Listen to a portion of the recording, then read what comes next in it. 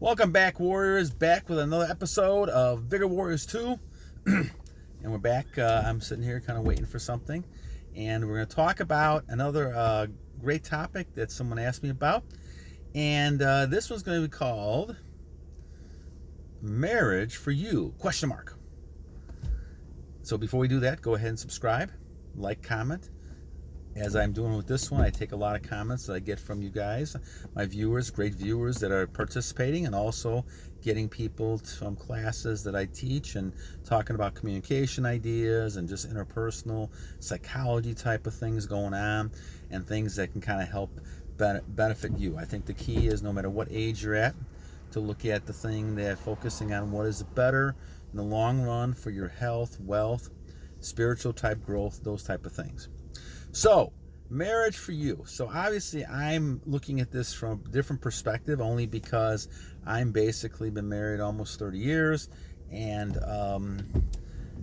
marriage is always a situation where if you're trying to do something with another person, living with another person, working with another person on things, trying to accomplish and solve goals, those things are always going to be, you're going to have ups and downs. But the question becomes, okay, and this is the key. And I remember there used to be a list of things that talk about people being successful. And you talk about the fact that one of the number one type of things that can happen that's going to allow you to be successful, okay, is the fact that you're marrying the right person. And that I know is a little bit of an older type tradition, and nowadays we have a lot less people being married and a lot more people getting divorced and things like that. But when you look at the situation, what you're looking at is basically somebody that you're going to be with, for a period of time to not only, start a household, but start a family. And so how does this tie into a lot of things we're talking about? Well, you can look at different types of scriptures and you can look at different types of things. And they talk about the fact, and I think this is mentioned several times, is that most people cannot control themselves. And so because they can't control themselves, right, one of the things that Jesus talked about was the fact that they should marry. And if you can't control yourself and you want to have multiple partners, which obviously we see in this society, and I think, guys, it's amazing that the biblical types of religious texts that we talk about all this type of stuff, because this happened thousands of years ago. These things were written thousands of years ago, hundreds of years ago, and they're still prevalent today because the same problems of human nature is always around. So people cannot control themselves. And so because they can't control themselves, then they talked about having a marriage where a person would take vows and have one person. Now, let's take a look at it, and I'm not going to take so much of the moral aspect of this because obviously I believe strongly in that part of it. I'm going to take more of a different perspective of our journey. And let's look at our journey. Now, you may think and may understand, and I understand nowadays, that a lot of people are hesitant to get married. They're hesitant to be able to, to have a situation where they don't know if they get divorced, they're going to be, in bad shape, lose a lot of money, all those type of things. And they're not sure the person they're with is going to be very loyal. And these times are tough, gang, because you have multiple people sleeping with multiple partners, and you don't know if this person really is somebody that you really can have a long relationship with. However, one of the ways that you can actually tell this, and this is kind of what I did, was that you have to be on your journey. This was a period of time in my life that I wasn't on a journey, for a short period of time, at least a good year or so, not like the streak I'm on now, but it was good a year, and that's what created a situation where my first goal with my now my wife, but my fiance, was that we were not going to engage in intimate behaviors, right, until we were married. Now, I understand, guys, that's an old-fashioned rule that people used to have. And I grew up, once again, I'm 60, so I'm kind of in that old group, right? But to me, there's logic and practicality behind that. That's why I think there's also practicality behind arranged marriages, in certain cultures. And some of the viewers are in those cultures, and I understand that. Because what ends up happening is that you're taking the huge drive and energy that males would have out of the equation. You're basically saying, okay, you're having someone else, in this case your friends, your family, your parents, they pick someone, and all of a sudden now you're having a family with them. And you're only using your energy to procreate. Guys, that makes perfect sense, you know? Now, I understand the hesitancy to all of that, because nowadays it's hard to trust men and women because they're sleeping with so many partners. Their soul is not their own. They're losing all kinds of energy. They're weak. You know, they're kind of lost. A lot of people are lost thinking that this is the way to be happy, right? I understand that. But here is what I would say to you, right?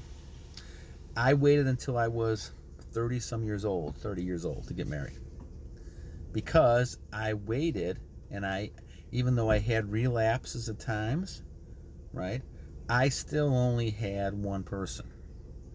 And once I found that person, and males, you have a little easier time. A lot of females, when they hit the wall at about 30, they're struggling. So they have to kind of make these choices earlier. So from a male perspective, I think you have time on your journey. And if you're on your journey, now you can focus on making better choices. You're not just interested in sleeping with the person.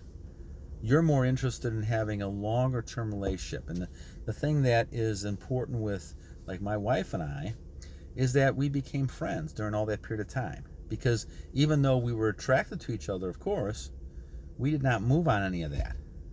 Because I knew in the back of my mind, because I was older and I was a lot more mature at 30 than I was at 20, realizing that you need to build a friendship, and that after all the other stuff is gone, you still want to have a partner and someone you can work with who's going to help you achieve your win-win situation.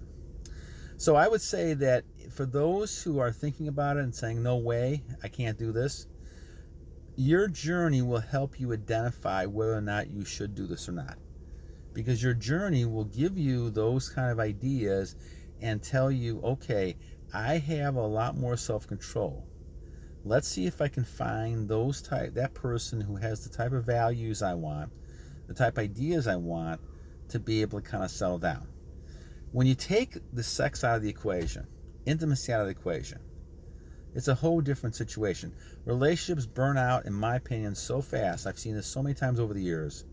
When people, they just get together and they have intimacy and they get too close, and now they have nothing else to build on, right? That becomes the most important thing. And eventually, guys, no matter who you're with, you're going to get tired of that situation. And it's just a matter of time. So if you have nothing else to build on, you can't even have a conversation with the person, then what kind of relationship, what have you actually done? It's almost like you're just kind of going through the emotions for short-term gratification, and that's it. And that is a terrible way to live. In fact, you're losing your energy in your life as you're doing that. So I think the key, guys, is to look at, if you're going to do this, use your journey first. Do your own thing. Find those type of things that you knew you'd be successful. Have a solid foundation of values and ideas. And then as you meet women who will come up and approach you, people will come to you because of your journey. Instead of saying, okay, we're just going to go ahead and I'm going to, have intercourse, release my energy and all that kind of stuff, say to yourself, okay, let's get to know this person. And I understand, guys, self-control. But get to know that person. I'm going to start driving here a second. Get to know that person. And then decide, is this somebody that I want to date?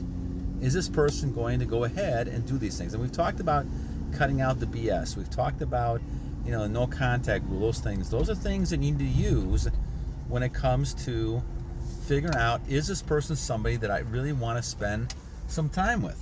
And as time goes on, you may say, okay, this is somebody that I actually want to spend a long-term relationship with. Guys, it doesn't, and I'm speaking probably to somebody like a dad, But the bottom line to me, guys, is that you're wasting a heck of a lot of energy chasing girls around all the time. I mean, I made that mistake many times. You don't want to waste your time doing that. You want to get to the point of saying, okay, is this person going to help me in my life with my goals, with my ideas, with things that I want to do? Is it going to create a win-win situation for me? Or am I just chasing short-term pleasure? And when that's done with, then I have nothing. Okay? This is why I think you have to kind of look at those variables and say to yourself, okay, what is it if I do want to get married and I want to have a partner? Who is it and what kind of person do I want? And obviously you start looking at different things. Because I had done this, and this is probably the smartest thing I ever did, I kind of looked at other things around this person to kind of see what they would be like later on. And one of the things I focused on, because I didn't just focus on the intercourse, right? I focused on looking at the parents who were married, have been married now for over 50 years, right? And obviously that gives you a good pattern of behavior. If they've been married 50 years, and we know what modeling, role modeling, behavior, those things do, we know that it's very likely that person, that those kids are going to also be married for a long time because they've seen a good role model. And good or bad. I'm not, and obviously all marriages, like anything, goes through up and down. But to be with somebody for that many years is a good role model, a good mentoring system. And I think that's kind of the key, guys, to a lot of what we're seeing here. A lot of people come from divorced families and other types of breakups, dysfunctional families, and they don't look at things in the same way. And I think you have to try to figure out how you can succeed in this situation. I don't care if it's a marriage, I don't care if it's any kind of business opportunity. How can I actually succeed in this situation? And as if you're on your journey, you're not focusing on the sex part of it, right? You're focusing more on how I can succeed. And if I can focus on more how I can succeed, then I'm looking at those variables that are going to tell me what success is. And so when I look at a person and their parents have been married 50 years, it's a good chance that that person's going to stay married too. And we've had our ups and downs during the years, but my wife and I, we've always decided to stay together. And I just don't believe in that. So, I think that's one of the keys you're looking at. Now, some people will say, okay, well, you're putting yourself in a risky situation. Well, I think the risky situation comes into play only if you're not on your purpose, you have high anxiety, you have high fear, and you're just fooling around with a bunch of people or sleeping with people all the time. If they have high body counts, my friend, if they have high body counts, you're in for a lot of trouble. And that's why you see a lot of the MGTOW movement and people moving away from women. I don't necessarily think that's a great idea either. I think that, I understand why men do that, and I think that, once again, the no contact rule, take a break and stay away from those type of people. I agree with that part of it. But I also at the same time feel like, well, if you find someone just like a business partner, someone who can actually help you achieve your goals, and if you want a family, that's a key goal, right? If you want to build success, have somebody who's a companion, who's with you, as a friend, well, that's good, What's wrong with that? And those things are important. But you cannot focus everything in those relationships on intercourse, right? And having intercourse with somebody. You have to be able to say, okay, let's look at beyond the intercourse, behind the physical intimacy, and figure out how can this person actually work with me to kind of achieve something. And I think that's very crucial in a situation. So, once again, you go back to the question, guys, is marriage for you? And it's an individual question we have to all answer ourselves, right? I think if you have the goal of finding that special person, you may decide to get married, you may not. That's going to be your choice. But once again, realize that in your journey, it's important to surround yourself with people. We talked about this before with winners and losers. Surround yourself with other warriors, male warriors, female warriors, that are going to help you continue your journey. You don't want to find somebody who's going to discourage you to get off your journey. And remember, guys, also when you're on your journey, you're only really releasing when you want children. So that person you're with, that woman you're with, especially if you're a guy, that person's going to have to kind of be okay with that. And that's going to be a challenge for some women. Okay? All right, so enough of this. I hope I answered some of the questions that people were asking me. And until next time, battle on, warriors, battle on.